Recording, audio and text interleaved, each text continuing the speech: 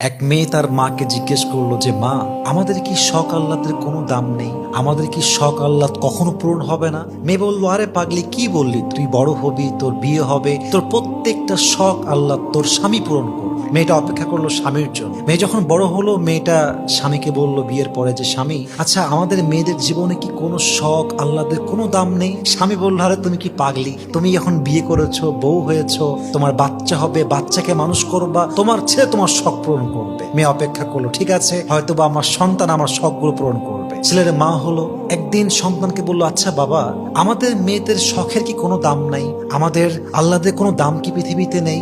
সন্তান বলছে, মা তোমার কি মাথা খারাপ? তোমার বয়স হয়ে গিয়েছে, তোমার এক পা কবরে ঢুকে গিয়েছে, তুমি এখন আল্লাহ বিল্লাহ করবা, কবরের ফিকির করবা। তখন মেয়েটা বুঝতে পারলো যে আসলে পৃথিবীতে নারীদের শখ বলতে কিছু নেই। পৃথিবীটা নারীদের আহ্লাদ পূরণের জায়গা নয়। নারীদের প্রথম এবং শেষ ঘর কবর ছাড়া আর কিছুই হতে পারে না। ঠিক কিনা বলেন?